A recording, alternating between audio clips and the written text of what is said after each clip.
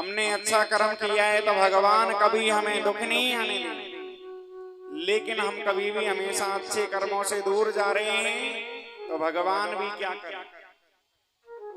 राम किसी को मारे नहीं, सबके दाता राम, और आप ही आप मर जाएंगे जो कर कर खोटे काम। भगवान किसी को मारते नहीं है, मारने और बचने का काम तो हम स्वयं कर रहे हैं। तो परीक्षित बोले, भगवान मेरी एक बात समझ में नहीं आती, भगवान किसके घरे आते हैं? जो ज्यादा पढ़े लिखे हैं उनके घर भगवान आते हैं। कहने लगे ज्यादा पढ़े लिखे हैं उनके घर भगवान नहीं आते। तो भगवान ये देखते होंगे कि दिन में 2-5 बार स्नान करते हैं, उनके घर भगवान आते हैं।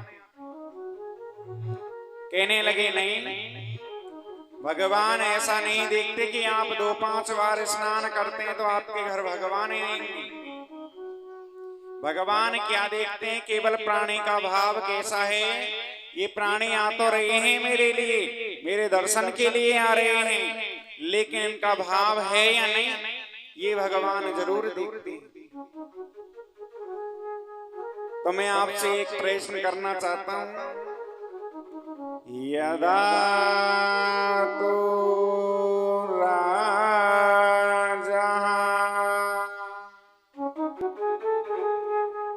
स्वे सुताने साधुन पुष्यन्नं धरेमणं विनष्टं दृष्टि साधिनम्। राजा, मैं एक प्रश्न कर रहा हूं। जब पांडवों के साथ में कौरव अत्याचार कर रहे थे तो स्वयं लाक्षागृह में जलाने का षड्यंत्र रचा जा रहा था।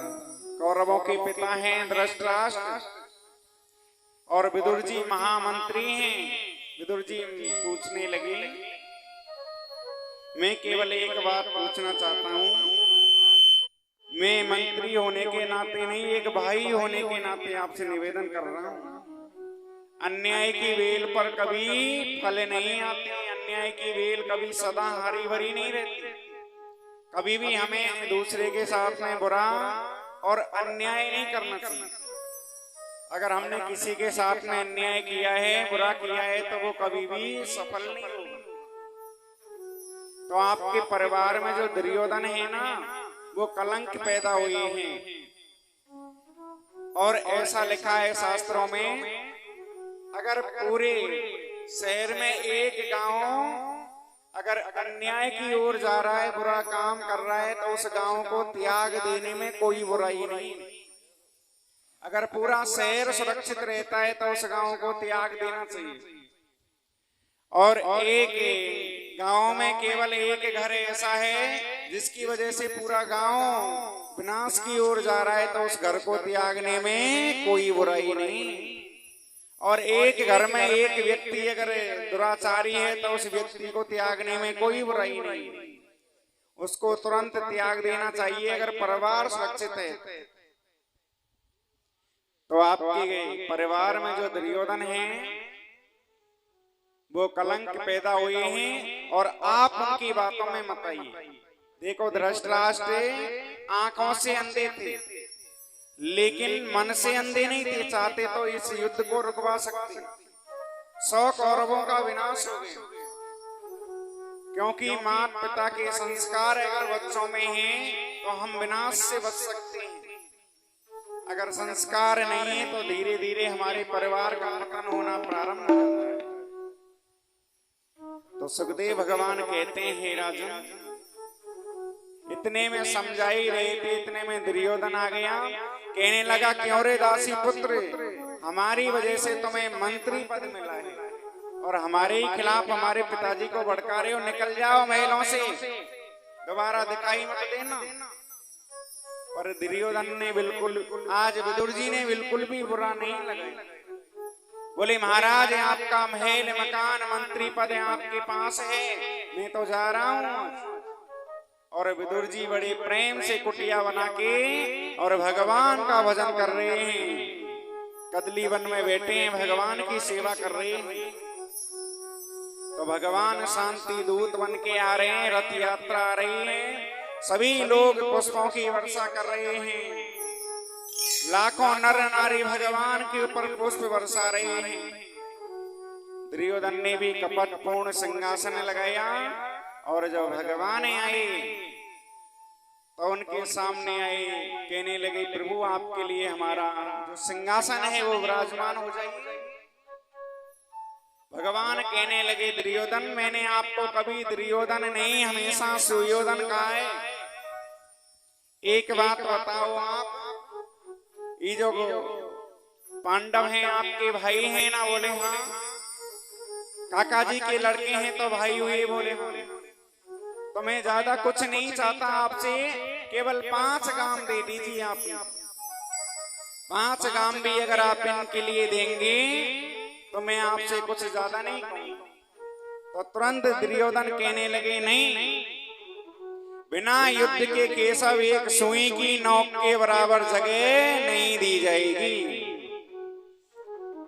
सुच्यम ग्रेवम दास्यामि बिना युद्धेन केशवम्। सुई की नोक की जगह भी नहीं दी जाएगी जब तक युद्ध नहीं होगा। बोले हाँ, आपने अभी युद्ध की कहानियां सुनी होंगी, कितनी नारी विधवा हो जाएंगी, कितने बालक अनाथ हो जाएंगे। इतने में धृतराष्ट्र आ गए, कहने लगे बेटा आपको ये होश नहीं है, आप किसके सामने बात कर रही हैं? क्योंकि बात करने की भी कला होती है।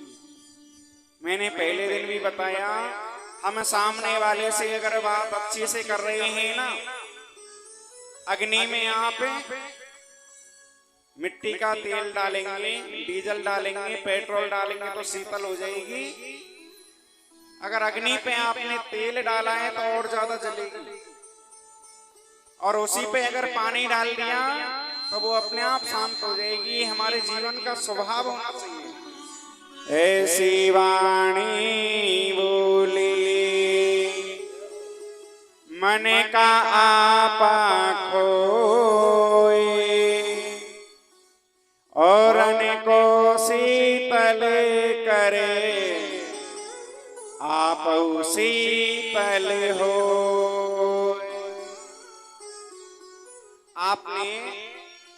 आपके सामने कोई क्रोध करने वाला व्यक्ति है तो उनके सामने अगर आप प्रेम से बोलते हैं तो वो भी अपने आप ठंडा हो जाएगा, क्योंकि ये जल है, वाणी का प्रभाव है।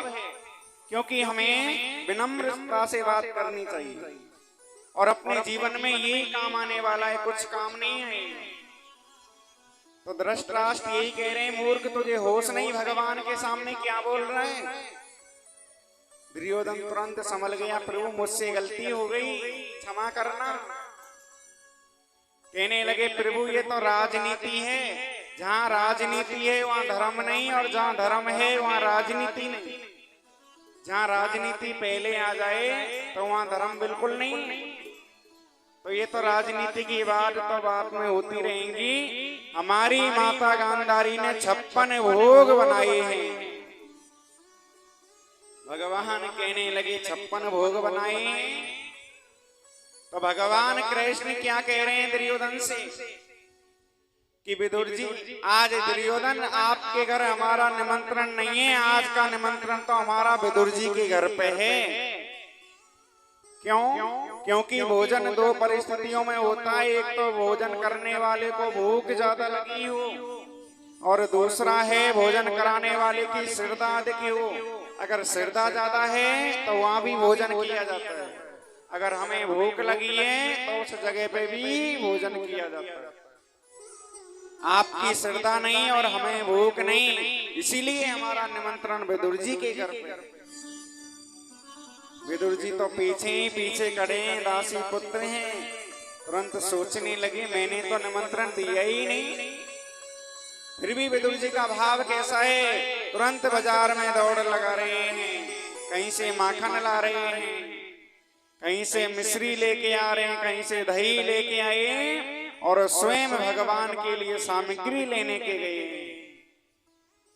इतने में भगवान स्वयं विदुरानी के दरवाजे पे पहुंच गए।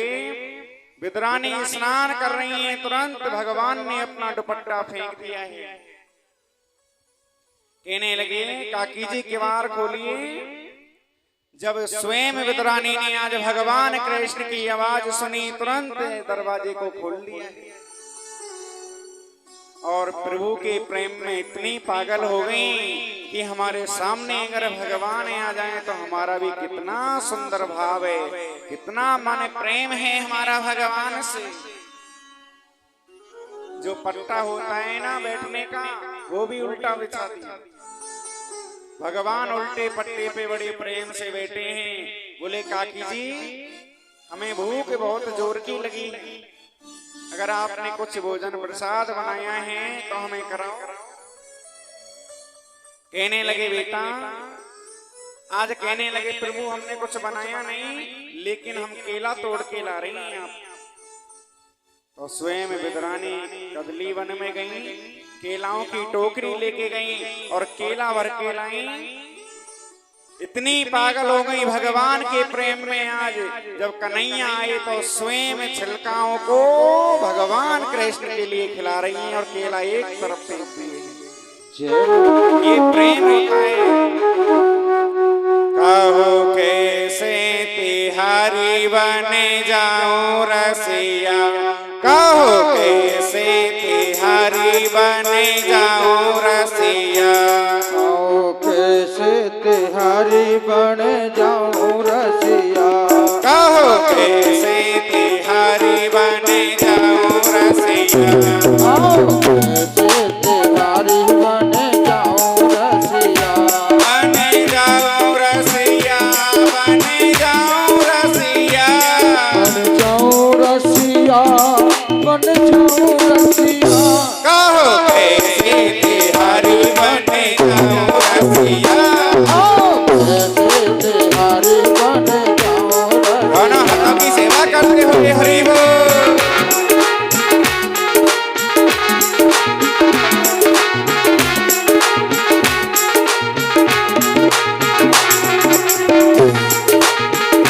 जय हो श्याम प्यारे की।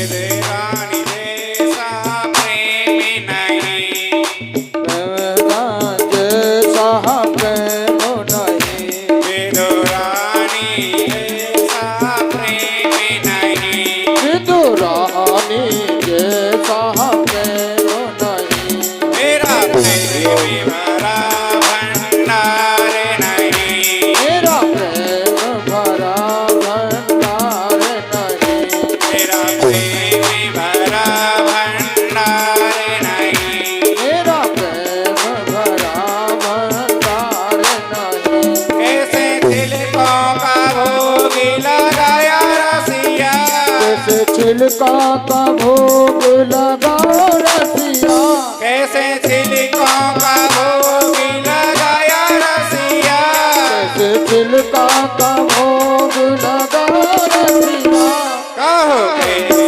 तिहारी बने जाऊं रसिया, कहो कैसे तिहारी आओ रसिया, कहो कैसे तिहारी बने जाऊं रसिया, आओ कैसे तिहारी बन जाओ रसिया।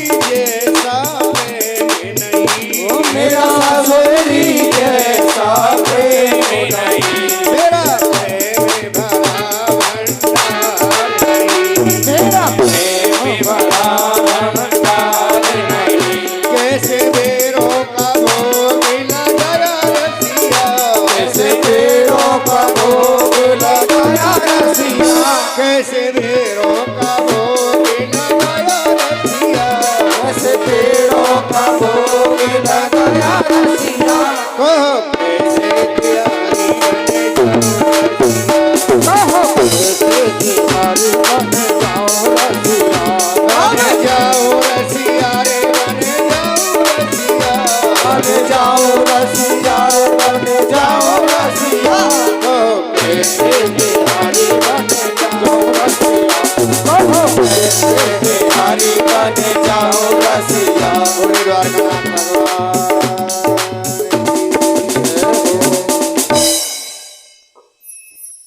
बोले बांके बिहारी लाल की जय हो, कृष्ण कन्हैया लाल की जय हो। प्रेम से बोली जय जय श्री राधे।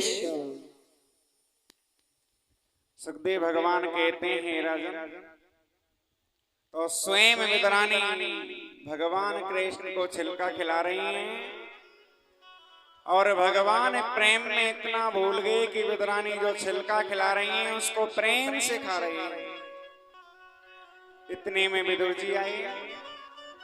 विदुर जी कहने लगे, विदरानी दरवाजा खोलो, आज हमारे भगवान आने वाले हैं। विदरानी तुरंत दरवाजे के पास में गई, दरवाजा खोला तो स्वयं विदुर जी के हाथ में दही का कटोरा है, माखन लेके आए हैं और स्वयं भगवान के लिए फल फ्रूट मिठाई सभी सामग्री लेके आए हैं। विदुर जी बड़े प्रसन्न हो रहे हैं। बोले विदरानी आपको मालूम है आज हमारे द्वारकाधीश भगवान आ रहे हैं। तो विदरानी कहने लगी, आ नहीं रहे, भगवान तो आ गए, हमारे आंगन में बैठे हैं। तो विदुर जी को बड़ा ही प्रसन्नता हुई और तुरंत आंगन में आ गए और आंगन में आके देखने लगी, विदरानी जी आपने भगवान को कुछ खिलाया या नहीं? बोले मैंने भगवान के लिए आज केलाओं का भोग लगाया है। विदुर जी देखने लगे, विदरानी आप एक बात बताओ, केला तो सब एक तरफ पड़े हैं, फिर छिलका कहाँ गए? विदरानी बेचारी क्या जवाब दे, चारों तरफ छिलका देखने लगी पर छिलका का भगवान स्वयं भोग लगा गए। भाव का भूखा हूँ, भाव ही एक सार है और भाव से भजले तो उनकी नैया पार है। भगवान के लिए सबसे बड़ा है प्रेम। प्रेम किस किसने किया है भगवान से वो जानते हैं। ये प्रेम क्या है? प्रेम किया है मीराबाई ने। तो मीराबाई भगवान कृष्ण की हो गई, विष का प्याला पिलाया तो भगवान कृष्ण ने विष को अमृत बनाया है। प्रेम किया है कर्माबाई ने, किया है नहीं? मीराबाई कब की है? कलयुग की है। कलयुग में भगवान आ गए। आप सोचते हैं ना कि भगवान नहीं आएंगे, जरूर आएंगे। कर्माबाई ने कब भोग लगाया भगवान को? कलयुग में। स्वयं भगवान को भोग लगाया है, अपने हाथों से स्वयं भोग खिलाया है। अगर आप भी ऐसा भाव बनाएं तो भगवान जरूर आएंगे और आपका भोग भी स्वीकार करेंगे। भगवान केवल प्रेम के वसीले। बिना प्रेम रीजू नहीं गाड़ी वर सामान पर, और प्रेम से बिक जाऊं एक तुलसी के पान पर। बिना प्रेम देते मुझे मैं उनका लेता नहीं, और प्रेम से दीना तो पुष्प भी स्वीकार है। प्रेम से दिया है तो एक पुष्प भी स्वीकार है भगवान को। और जहाँ प्रेम नहीं वहाँ भगवान के लिए करोड़ों रुपए खर्च करो, कितने बड़े भगवान के लिए आप पाखंड करो, कोई फायदा नहीं। आप देख रहे होंगे, आप कहते हैं ना कि हम भक्ति ज्यादा करते हैं, वो भक्ति नहीं करते, दिखावा करते हैं। रोजाना मंदिरों में जाना, आड़े ठाड़े तिलक लगाना, भगवान के सामने पूरे सो जाते हैं ना कि बोले भगवान हम तुम्हारे हो गए। भगवान के तो हुए नहीं, लेकिन कोई काम के भी नहीं रहे आप, क्योंकि आप कर रहे हैं बगुला भक्ति। बगुला भक्ति में जानते हैं ना, बगुला कैसा होता है? सफेद होता है और पानी में खड़ा रहता है। रंग कितना अच्छा है बगुले का, सफेद है और पानी में खड़ा है। और जब कोई मछली आएगी ना तुरंत गटक जाएगा। एक पैर पे खड़े होके ऐसा लगता है कि भजन कर रहा है भगवान का, लेकिन मछली को तुरंत खा जाता है। ऐसे ही हमारे कलयुग में सांसारिक भक्तजन हो गए हैं, कहते हैं कि हम भजन कर रहे हैं भगवान का। मंदिरों में जाएंगे, दिखावा करेंगे और ऐसा लगेगा कि ये भगवान के सच्चे भक्त हैं। रंग रूप से, दिखावा करने से, भगवा पहनने से कोई सच्चा भक्त नहीं होता है। भक्त कौन होता है? जो भगवान के प्रति मन में दया और प्रेम रखते हैं। कोयल कैसी है? कोयल काली है ना, कितनी सुंदर मधुर वाणी है। और कौवा भी काला है। जब कौवा बोलता है ना काऊ काऊ काऊ, आप दीवार से भी भगा देते हैं। कौवा की आवाज, कौवा की आवाज तो आपको अच्छी नहीं लगती, और कोयल की कितनी प्यारी लगती है जब बोलती है। रंग दोनों का काला है, केवल फर्क इतना है कि उनका मन इतना निर्मल है कि वो प्यारी बोलती हैं, और जिनका मन निर्मल नहीं है वो कभी ऐसे बोल नहीं सकते। तो सबसे बड़ा जीवन का सार यही है, हमारी पहचान भी यही है कि हम अच्छा बोलना सीख जाएं। कोई भी बड़े हमसे ज्यादा बड़े हों और हमें मिल जाएं तो उनसे कम से कम राम राम तो बोलें। आजकल के बच्चों के मुखारबिंद से राम राम भी नहीं निकलता है, बोलो राधे राधे। ऐसा लगता है कि बड़े ही उनसे राम राम कहें। राधे राधे बोलना, राम राम बोलना, जय श्री कृष्ण बोलना हमें शर्म क्यों? ये हमारे जीवन के संस्कार हैं। जितना आप भगवान, श्री सुखदेव भगवान कहते हैं, राजन आज विद्रानी के घर भगवान ने बड़े प्रेम से भोग लगाया है, और अवतारों में एक अवतार हुआ है 12 भगवान का। 12 भगवान कितनी निष्ठ योनि में आए हैं। भगवान सुगर बने अपने भक्तों के लिए, तो 12 अवतार क्यों हुआ है? कश्यप महाराज की 13 पत्नियां हैं, उनमें दिति सबसे बड़ी थी। एक दिन दिति ने कश्यप से कहा, मेरी सभी बहनें पुत्रवती हैं, मुझे भी पुत्र चाहिए। कश्यप ने कहा, देवी ये समय सायंकाल का है और ये गर्भ धारण के लिए उचित नहीं। लेकिन पति कहीं भी नहीं झुकेगा, पत्नी के सामने तो जरूर झुकेगा। किसी की बात नहीं माने ना पति, तो पत्नी की जरूर मानता है। पत्नी ने कान पकड़ के बैठा दिया ना, उसी कोने में बैठ गए। और एक समय 2 पति और पत्नी रहते, तो पति और पत्नी हमेशा लड़ते रहते। अब पति और पत्नी लड़े तो सुलझावे कौन? तो दोनों आपस में खूब लड़ते। तो एक दिन वो मित्र के पास में गया। मित्र कैसा है? जिसकी शादी नहीं हुई। अब जिसकी शादी नहीं हुई उसको क्या पता है ये परिवार क्या है, रिश्ते क्या है, कुछ मालूम नहीं। और मित्र कहने लगा भैया तुम्हारी शादी ना भई जब तो तुम बड़े प्रसन्न रहते, और जब से तुम्हारी शादी हुई है जब से तुम दुखी क्यों रहते। भैया ध्यान देना, शरबत भी आएगी आपके लिए, पर कथा में ध्यान रखो, क्योंकि भगवान का नाम तो मीठा ही है।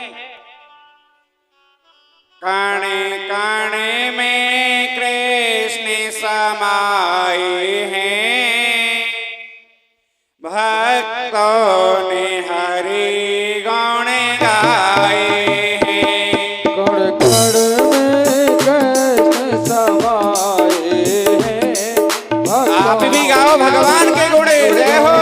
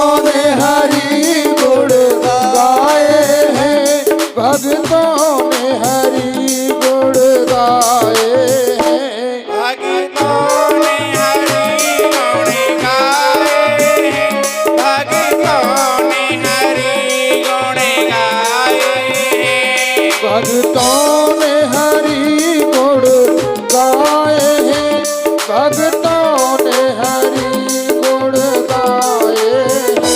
काणे काणे में कृष्ण समाए हैं, भक्तों ने हरि गुण गाए। जय हो श्याम प्यारे की।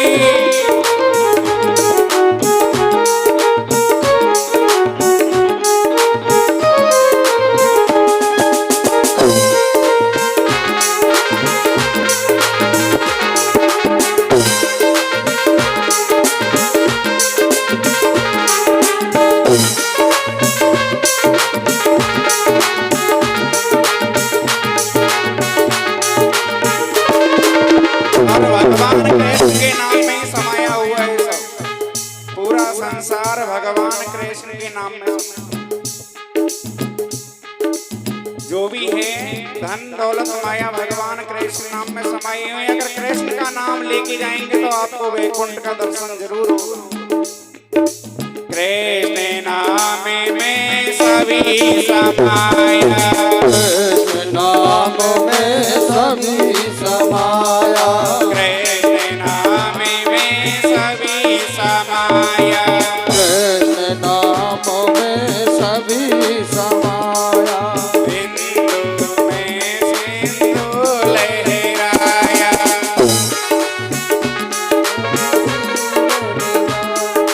बिंदु में सिंधु लहराया, बिंदु में सिंधु लहराया।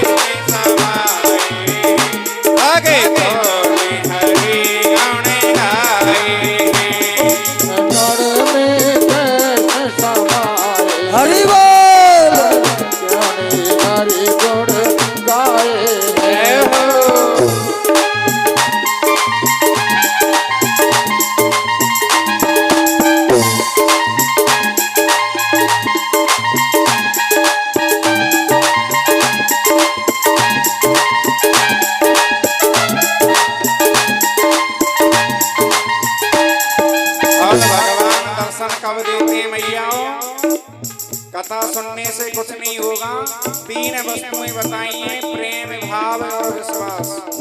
प्रेम है भगवान से, अंदर भाव है, और तीसरी वस्तु है विश्वास। तो भगवान जरूर आएंगे दर्शन देंगे। प्रेम भाव विश्वास के बल पर, प्रेम भाव विश्वास के बल पर, प्रेम भाव विश्वास के बल पर, प्रेम भाव विश्वास के बल पर, दर्शन देते व्यापक ईश्वर, दर्शन देते व्यापक ईश्वर, दर्शन देते व्यापक ईश्वर, दर्शन देते व्यापक ईश्वर। फिर वो माधवन रास रचाए, लगे कौन हरि गुण गाए। मधुबन में रास रचाए, दोनों हाथों की सेवा करते हुए हरि बोल। श्याम समाए, भक्तों में हरि गुण गाए।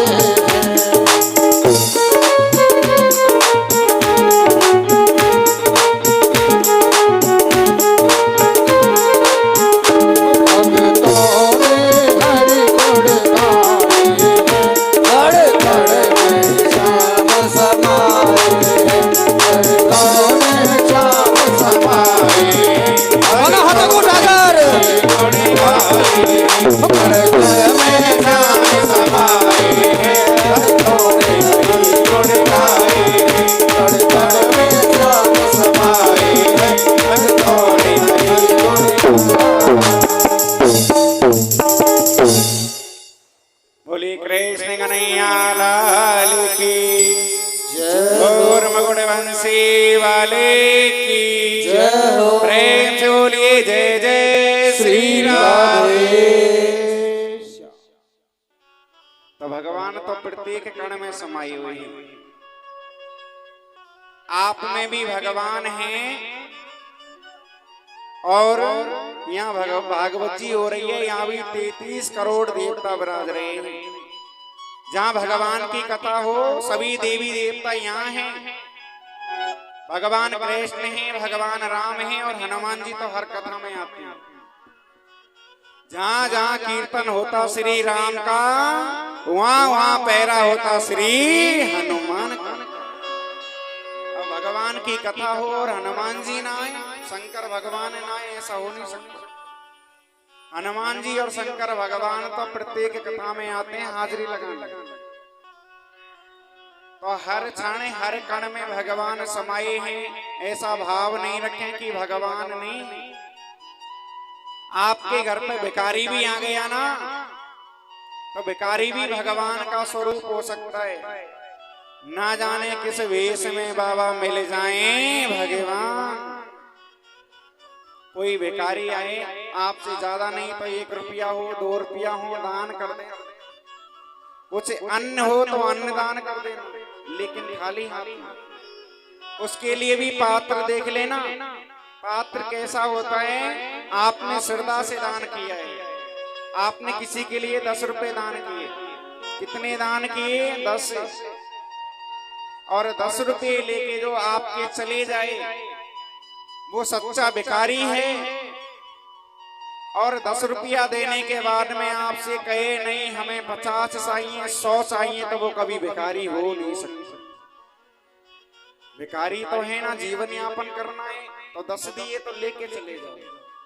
लेकिन ज्यादा मांगे तो उन्होंने कमा के नहीं रखा, जो ज्यादा लेने के लिए वो कह सकते हैं। अगर आपको अपनी कमियों की पूर्ति करनी है, शौक मौज करने हैं, तो कमाना सीखिए। और भीख मांगनी है तो श्रद्धा के अनुसार मांगते हैं, वो ही सच्चा भिखारी होता है। पात्र देखना पड़ता है दान करने के लिए। दान कहाँ करना है? आप हर किसी को दान करेंगे, वहां दान नहीं लगेगा। तो मैं आपको पति पत्नी के बारे में सुना रहा था। कुछ माता बहन सोच रही है भूल गई। कोई बात नहीं, आप में झगड़ा होता ही नहीं है, आप लड़ती नहीं बिल्कुल। वैसे सुबह सुबह भी लड़की आई होंगी 10-20 तो। पति कहते हैं ना देवी ये काम करना है तो पत्नी करती नहीं, फिर लड़ाई होगी ना। तो दोनों मित्र आपस में बैठे हैं और दोनों जब बैठे हैं तो एक मित्र शादीशुदा और दूसरा शादी नहीं हुई। और जिनकी शादी नहीं हुई वो क्या जाने लड़ाई क्या होती है, वो तो आनंद ले रहे हैं जिंदगी का। पर ध्यान रखना शादी के लड्डू खाएगा वो भी पछताएगा और नहीं खाएगा वो भी पछताएगा। बोले होनी चाहिए। और जिसकी हो गई वो ये सोचते हैं नहीं होती जो ये अच्छी थी। तो मित्र पूछने लगा भैया हुआ क्या, ये तो बताओ आप। बोले महाराज भैया हुआ कुछ नहीं, मेरी पत्नी है ना सुबह सुबह उठती है, या तो बेलन उठाएगी या फूकनी उठाएगी और भोजन करते करते फेंक के मारेगी। सुबह सुबह लड़ती है। वैसे सबसे बड़ी बात यह है अगर माता बहन भोजन बना रही हो तो पति को उस समय कुछ कहना नहीं चाहिए। अगर उस समय कह दिया ना तो इनके तो पसीने निकल रहे हैं, गर्मी का समय। पत्नी तो भोजन बना रही है और पति ने कह दिया आप थोड़ा सा एक गिलास पानी ले आओ, और पति सो रहे हैं कूलर में। पत्नी को आ रहा है पसीना तो बेलन तो मारेंगी, सहन थोड़ी करेंगी। बोलो राधे राधे, प्रेम से बोलना पड़ेगा राधे राधे राधे राधे। तो आज दूसरा मित्र कहने लगा भैया मेरी शादी तो नहीं हुई पर थोड़ा एक्सपीरियंस जरूर लिया है तुम जैसे लोगों से। कैसे कि आप ऐसा करना, आपने पत्नी की भोजन की बड़ाई कितनी बार की है? पत्नी के भोजन की बड़ाई की या नहीं? बोले बनाती अच्छी नहीं है तो मैं करूं क्यों? रोटी बनाती है तो तवे पे ही जला के रख देती है, और सब्जी बनाती है ना तो इतना नमक डालती है कि कुत्ते ही खाते हैं सब्जी। उसको कुछ बनाना ही नहीं आता तो मैं बड़ाई किस बात के लिए करूं? कहने लगे भैया अगर झगड़ा बंद करना है तो मैं रास्ता बता रहा हूँ, तुम भोजन की बड़ाई किया नहीं करना है तो खूब लड़ो, मेरा क्या जा रहा है। पर मैं तो आप मित्र हो ना इसलिए रास्ता बता रहा हूँ, भोजन की बड़ाई किया करो पत्नी की। बोले आज से करो। अब पति भी फूल के चरोटा हो गया। बोले मित्र ने रास्ता बता दिया, भोजन की बड़ाई करूंगा आज से। पति जैसे घर पे आया, पत्नी ने भोजन की थाली लगाई तो मित्र की बात याद आई। कहने लगे आज तो ऐसा लगता है रोटी तो कोई साक्षात आसमान से परी आई है। इतनी सुंदर रोटी मैंने कभी भी नहीं देखी, इतनी सुंदर रोटी बनाई है। और सब्जी तो ऐसा लगता है पूरे मेवा मिष्ठान इसी में डाल दिया, क्योंकि मटर पनीर की सब्जी बनाएं और उसमें ज्यादा से ज्यादा मेवा मिष्ठान ना डालें तो स्वाद कैसे लगेगा। तो आज तो बड़ी स्वादिष्ट सब्जी बनाई है। तो पत्नी की आज आंखों की स्पीड ज्यादा बढ़ गई। पति बेस आंखों से डर जाते हैं, कुछ कहने की आवश्यकता नहीं, और ज्यादा तेज घूर घूर के देखने लगी। पति सोचने लगा इन्होंने खीर बनाई है उसकी बड़ाई। अब कहने लगे खीर तो ऐसी बनाई है कि पूरे गांव के गाय भैंस का दूध इसी में डाल दिया हो। बोलो राधे राधे। अब पत्नी से नहीं रहा गया, अब तो रसोई में पहुंच गई और बेलन उठा के लाई और पति के ऊपर गोविंदाय नमो नमः।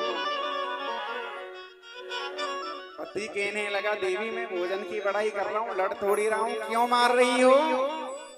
बोले मैंने इतने दिन भोजन बनाया एक बार भी बड़ाई नहीं, और होटल से भोजन मंगाया कि बार बार बड़ाइयों के फूल बांध रखे हैं। बोलो राधे राधे। ऐसी बड़ाई नहीं। पति पत्नी से समझदार और थोड़े विचार करके बात कर, क्योंकि पत्नी भी कम चालाक नहीं है। देवी स्वरूप है हमारी माता बहन, क्योंकि माँ जगदम्बा का साक्षात स्वरूप विराजता है इन माता बहनों के अंदर। और कलयुग में जो भी भावना है केवल इन माता बहनों में है। 90% भाव माता बहनों के, 10% पुरुषों में है आज के समय में। ये कलयुग है। वैसे ये कलयुग है, लेकिन हम रहेंगे जब तक धर्म भी चलेगा, कर्म भी चलेगा, नहीं पृथ्वी किस पे टिकेगी? ये सब चलेगा, और नहीं चलेगा तो पृथ्वी रसातल में चली जाएगी, हम भी नहीं रहेंगे। आप भी नहीं रहेंगे, कोई नहीं रहेगा, महाप्रलय हो जाएगा। ये दुनिया है, जब तक धर्म चलेगा और ये दुनिया नहीं रहेगी, धर्म नहीं होगा तो दुनिया भी नहीं होगी।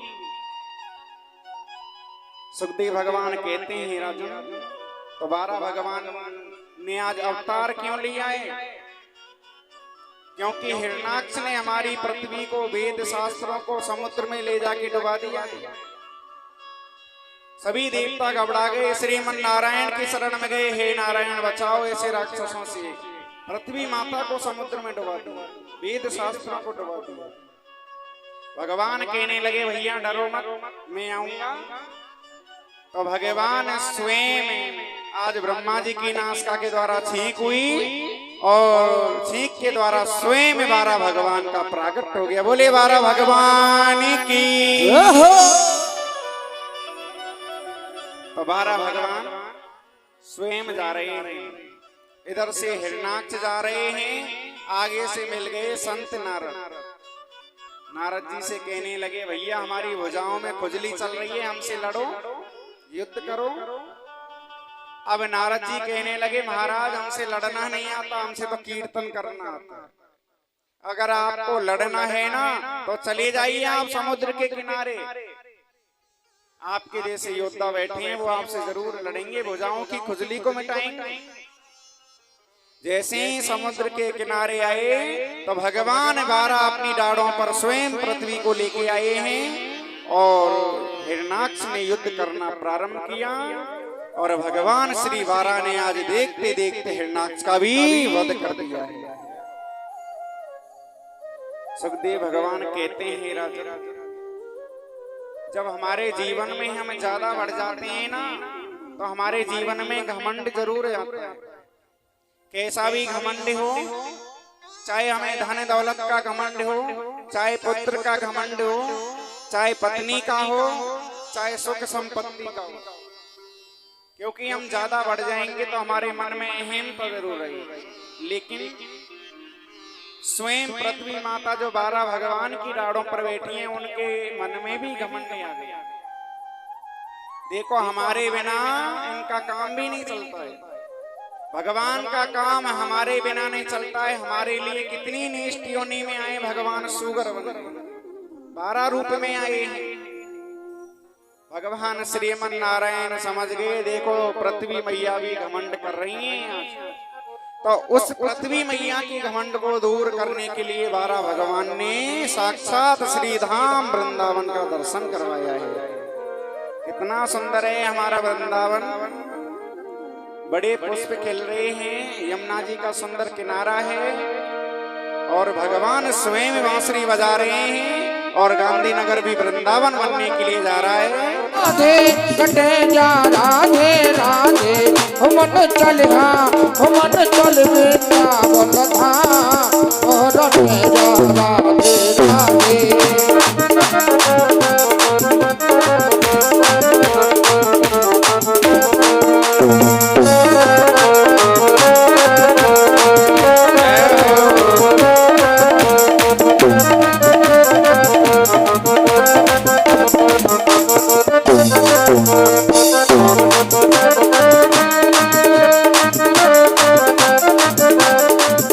वृंदावन गलियां डोले, श्री राधे ही राधे बोले।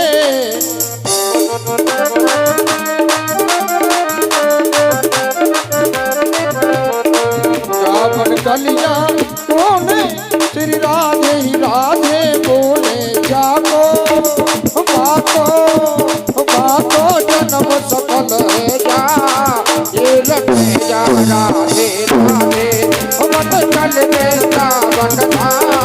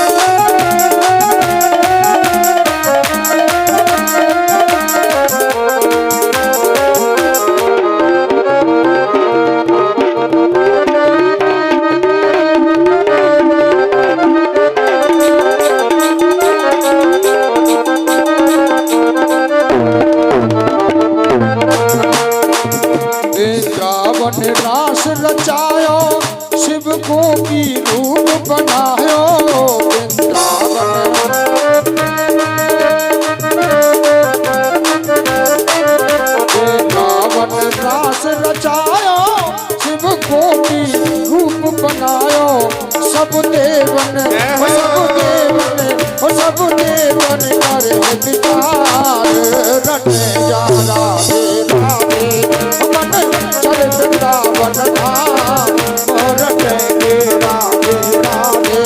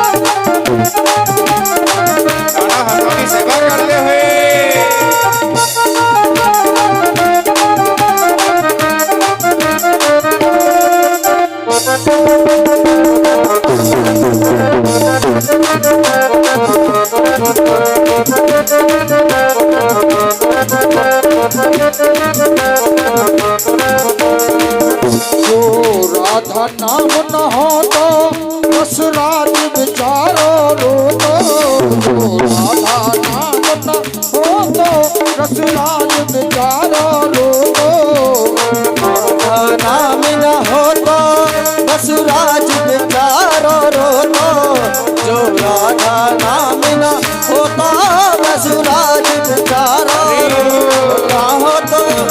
हो तो नाई कृष्ण अवतार रटे के राधे राधे मन चल वृंदावन धाम रटे के राधे श्री राधे राधे राधे रटे के राधे राधे राधे राधे रटेंगे राधे राधे राधे रटे के राधे राधे चल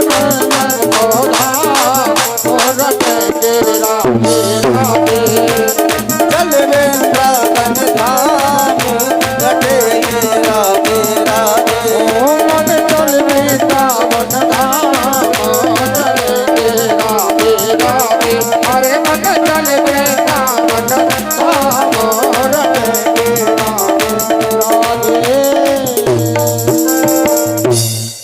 बोलिए भागवत भगवान की जय हो कृष्ण कन्हैया लाल की जय हो प्रेम से बोली जय जय श्री राधे श्याम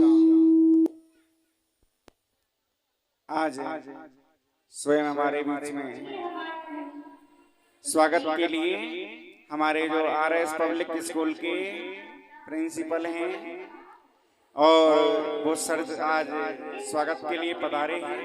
बहुत ही सुंदर काम कर रहे हैं, छोटे बच्चों को अच्छी शिक्षा ग्रहण करवा रहे हैं। 25 वर्ष से शिक्षा के स्तर में हैं और अच्छा स्कूल चला रहे हैं। ये अच्छा काम है, क्योंकि ये भी शिक्षा है जो हमें आपके लिए कथा सुना रहे हैं और उनका भी काम है शिक्षा ग्रहण करवाना। और ऐसे अच्छे कार्य हमें जीवन में ज्यादा से ज्यादा करने चाहिए। यही जीवन की सबसे बड़ी सफलता है। और आप भी इतने शुभ काम करते रहेंगे तो आपका जीवन भी जरूर सफल होगा। तो हमारे बीच में जो प्रिंसिपल साहब हैं आरएस पब्लिक स्कूल की श्रीमान राम बाबू जी शर्मा, श्री राम बाबू जी चौधरी, उनकी तरफ से आज भागवत कथा में स्वागत किया गया है। और भगवान ऐसे भक्तजनों को हमेशा भंडार बढ़ते रहें और बांके बिहारी की कृपा हमेशा बरसती रहे। जय हो।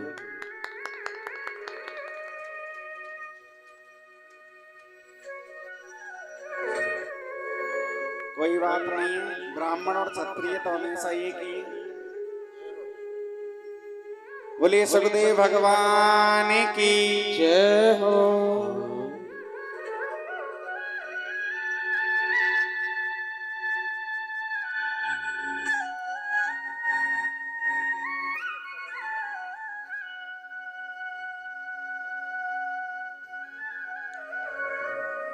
बोलिए श्री वृंदावन बिहारी लाल।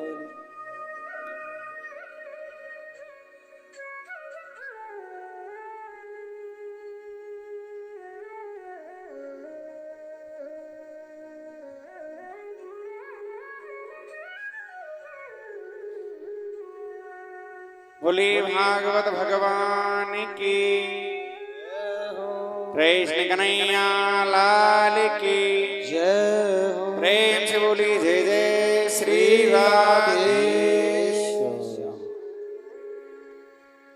सुखदेव भगवान कहते हैं राजन, पृथ्वी मैया के मन में घमंड आया तो स्वयं नारद जी आज भगवान है बारा ने आज उनका घमंड दूर किया है। पृथ्वी माता पूछने लगी, जब मैं आपकी डाड़ों पर हूं तो ये श्रीधाम वृंदावन कहां से? तो स्वयं भगवान श्रीमन नारायण ने जवाब दिया है, पृथ्वी देवी मैंने केवल आपको संसार का मालिक बनाया है, लेकिन वृंदावन तो स्वयं मेरा घर है, उस पर किसी का अधिकार नहीं। मथुरा तीन लोक से न्यारी जामे जन्मे कृष्ण मुरारी, क्योंकि मथुरा और वृंदावन सबसे न्यारा है और ब्रज क्षेत्र में जितना आनंद है वो कहीं भी तीर्थ में नहीं मिलेगा आपको, क्योंकि ब्रज में स्वयं आनंद बरस रहा है, दूर किया है। और उसी हिरणाक्ष रूपी अभिमान को मारने के लिए स्वयं हमारे कपिल देव भगवान आ रहे हैं। एक समय स्वयं कर्दम जी ने घोर तपस्या की। कर्दम किसे कहते हैं? हमारा मन तो इतना चंचल है, हम एक बार भी सोचते हैं ना भगवान की कथा सुनने चलेंगे। कुछ भक्तजन ऐसे हैं सोचते हैं कि हम भगवान की कथा सुनेंगे, लेकिन ये मन है ना, ये मन है उनको भगवान की कथा तक आने नहीं देता।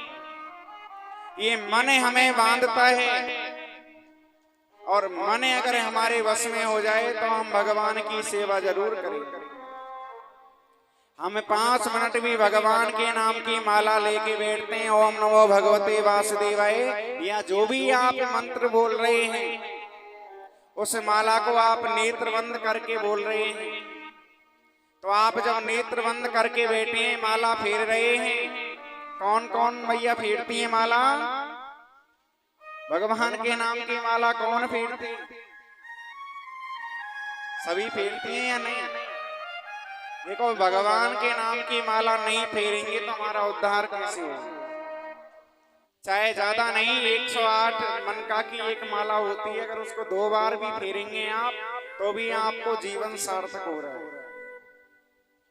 और माला फेरने के लिए आपने जैसे ही आंख बंद करेंगे ना, आंख बंद करने के बाद में आपको भगवान की जगह पूरा संसार नजर आएगा। बोलो राधे राधे।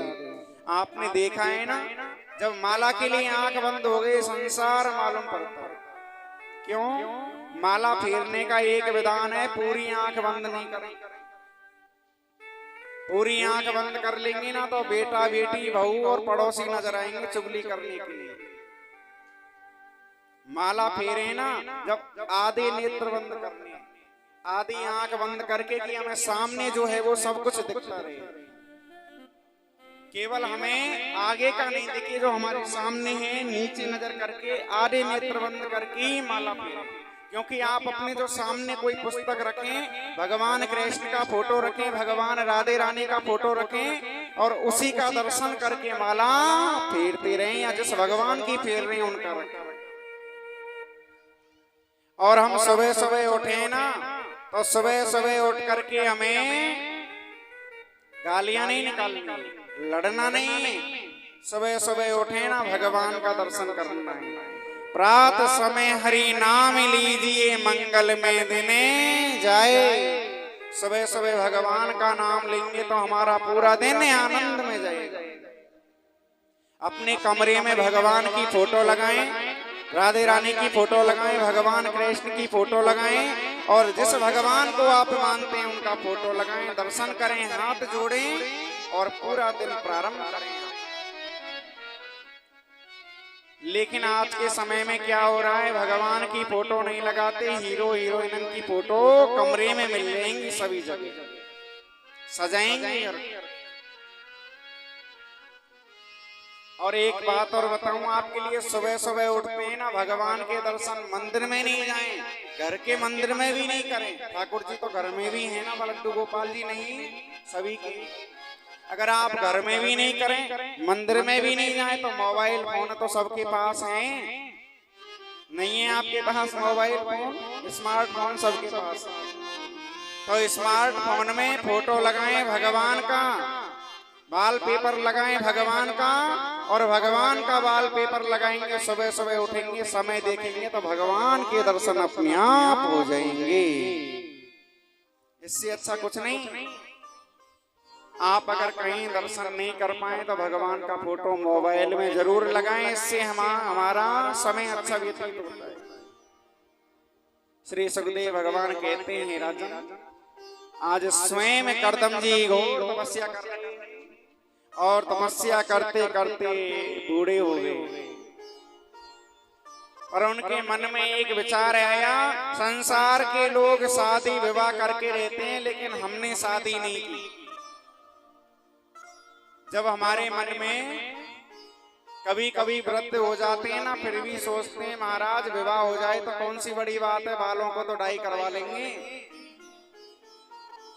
अगर बाल सफेद हो जाएं और फिर भी शादी की मन में आवे तो यही कहेंगे बाल ही तो सफेद हुए, ये तो काले हो जाएंगे क्योंकि मेहंदी चली। तो करदम जी बूढ़े हो गए और उनके विवाह करने की मन में आ रही, तो स्वयं करदम जी विवाह करने के लिए तैयार हुए हैं।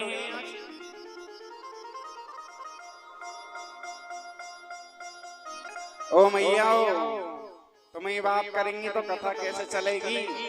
भक्तजन तो वैसे ही कहाँ आए सुनने, माता बहनी तो गोविंद हरे गोपाल हरे गोविंद हरे गोपाल हरे गोविंद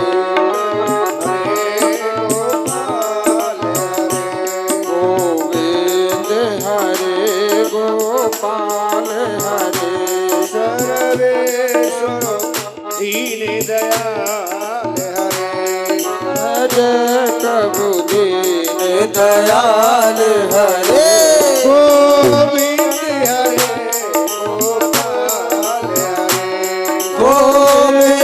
हरे गोपाल हरे गोविंद हरे गोपाल हरे गोविंद हरे गोपाल हरे गोविंद हरे गोपाल हरे गोविंद हरे गोपाल हरे गोविंद हरे गोपाल हरे गोविंद हरे गोपाल हरे गोविंद हरे गोपाल हरे गोविंद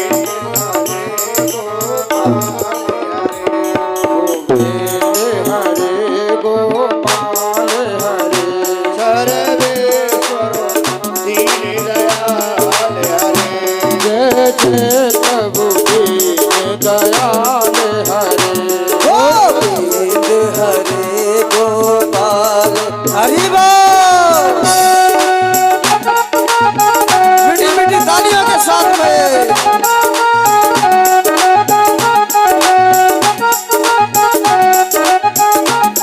मेरी लगी शाम संगीत दुनिया क्या जाने, क्या जाने भाई क्या जाने, क्या जाने भाई क्या जाने, क्या जाने भाई क्या जाने, क्या जाने भाई क्या जाने। मेरी लगी शाम संगीत दुनिया क्या जाने, मेरी लगी शाम संगीत दुनिया क्या जाने।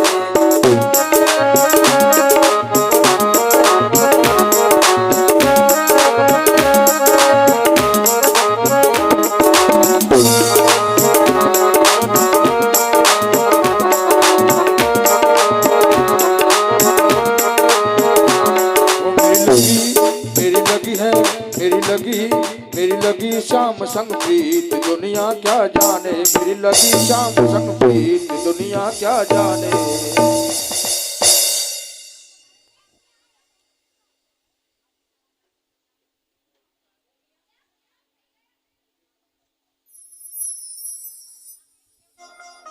श्रीमान दिनेश जी मीणा है,